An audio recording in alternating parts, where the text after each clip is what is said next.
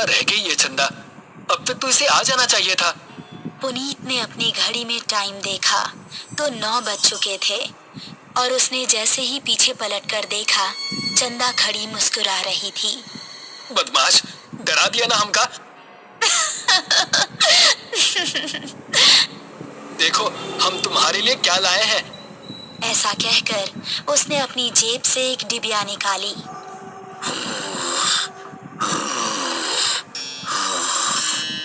तभी उन दोनों को किसी के सांस लेने की भयानक आवाज सुनाई दी। कौन है? ठीक सामने बरगद के पेड़ के नीचे उनको किसी आदमी का अक्स नजर आया। कौन है? सामने आओ। ये सुनकर भी वो आदमी सामने नहीं आया और जोर जोर से सांस लेने लगा। अभी देखते हैं कौन ससुरा है। ये कहकर पुनीत उसके पास जाने लगा। जैसे ही पुनीत उसके पास पहुंचा, उसने भी 2 कदम आगे बढ़ाकर पुनीत का गला पकड़ लिया। उसको देखकर पुनीत और चंदा दोनों का दिल दहल गया। उस आदमी की गर्दन कटी हुई थी और थोड़ी सी खाल में अटकी लटक रही थी। चंदा चिल्लाई और गांव की तरफ ऐसी भागी कि उसने पलटकर नहीं देखा। गांव पहुंची तो उस टाइम पुनीत के पिता घर के बाहर थे। अरे चंदा बिटिया, इतनी डरी हुई काहे लग रही हो? वो पुनीत! चंदा ने हाफते हुए उनको पूरी कहानी सुनाई। पुनीत के पिता ने अपने साथ कुछ आदमियों को लिया और चंदा उन सभी को लेकर उसी जगह पर पहुंच गई। यही जगह थी वो जहां उसने पुनीत को पकड़ा था। उन लोगों ने इधर उधर नजरें घुमाई तो कोई आसपास नजर नहीं आया। तभी चंदा की गर्दन पर ऊपर से कुछ टपका। उसने हाथ लगाकर देखा तो वो खून था।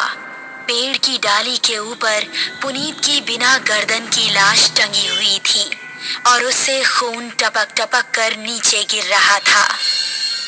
शहर से दूर एक छोटा सा गांव सरूपुर। रात के समय सभी अपने अपने घरों में आराम कर रहे थे। बाबूजी, हम जरा अपने दोस्त महेश से मिलकर आ रहे हैं। उसकी तबीयत जरा ठीक नहीं है ना? ठीक है, लेकिन जल्दी आना। जी बाबूजी। ऐसा कहकर वो खुश होता हुआ घर से निकल गया। आज तो सारे दोस्त मिलकर मस्त पार्टी करेंगे, मजा आ जाएगा। जंगल का रास्ता पकड़ लेता हूँ, जल्दी पहुँच जाऊंगा। अभी वो जंगल में आगे बढ़ ही रहा था कि पीछे से उसको आवाज आई। अकेले ही पार्टी करने जा रहे हो? हमका साथ लेकर नहीं चलना है क्या? अरे अर्पणा और दिव्या, तुम दोनों क्यों हर बार हमारे पीछे पड़ जाती हो? हमका साथ लेकर चलते हो कि बोले अभी तुम्हारे बाबूजी से? अरे नहीं नहीं मेरी माँ, चलो मेरे साथ। थोड़ी देर चलने के बाद वो तीनों एक जगह पहुंचे जहां रामू और महेश बैठे हुए थे। अबे ये क्या, तू फिर से लड़कियों को साथ ले आया? क्या करता है यार, हर बार की तरह इस बार भी धमकाने लगी थी दोनों। अब क्या करें, हम दोनों को भी अब पार्टी की आदत पड़ गई है। चलो थोड़ी सी शराब पी ली जाए। उसने पास ही रखी बोतल खोली और गिलासों में शराब पलटने लगा।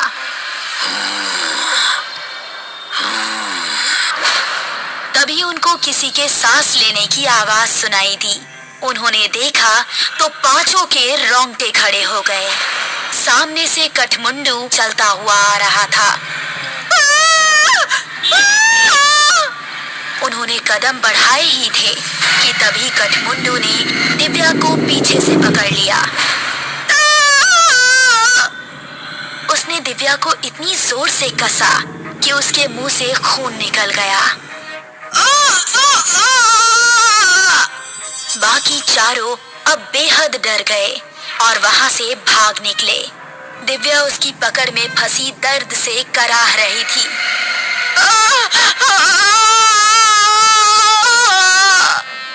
उसने दिव्या को जमीन पर धक्का दिया और उसके ऊपर आ गया।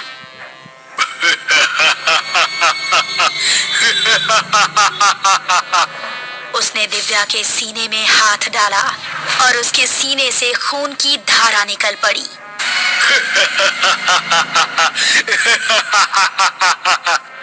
बाकी चारों इतना डर चुके थे कि उनको खबर भी नहीं थी कि वो किस दिशा में भाग रहे हैं। वो काफी देर तक भागते रहे। अब अपर्णा की हालत खराब हो चुकी थी। वो आ जाएगा, रुकने का समय नहीं है। ऐसे कब तक भागते रहेंगे? हम जा कहाँ रहे हैं, कोई बताएगा? हम रास्ता भूल चुके हैं, हमें नहीं पता कि गांव किस तरफ है। क्या कह रहे हो तुम? फिर तो हम सबका बचना नामुमकिन है। तभी पेड़ के ऊपर से एक हाथ आया और उसने महेश का गला पकड़ लिया। ये हाथ कटमुंडू का ही था। राकेश ने महेश का पैर पकड़कर उसे बचाना चाहा, लेकिन कटमुंडू ने उसको पूरी तरह से ऊपर खींच लिया और वो तीनों चिल्लाते हुए वहां से भाग निकले। वो देखो, सामने वो घर, उसके अंदर चलते हैं। वो तीनों एक घर के अंदर घुस गए और राकेश ने जल्दी से दरवाजा बंद कर दिया। तभी कोई जोर जोर से दरवाजा पीटने लगा। तीनों का शरीर इस समय पूरी तरह से कांप रहा था। दरवाजे की धम धम उनके दिल को दहला रही थी। तभी खिड़की से कटमुंडू का एक हाथ अंदर आया और उसने अपर्णा का हाथ पकड़ लिया। बचाओ! अगर ये यहाँ है तो दरवाजे पर कौन है? राकेश ने दरवाजा खोला तो सामने गांव के बिरजू काका थे। बिरजू काका जल्दी से अंदर आए। उन्होंने कटमुंडू का हाथ पकड़ा और छुड़ाने लगे। कटमुंडू उनके छूते ही चीखने लगा।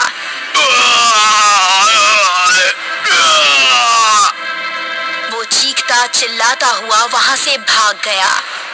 तुम ठीक तो हो अर्पणा?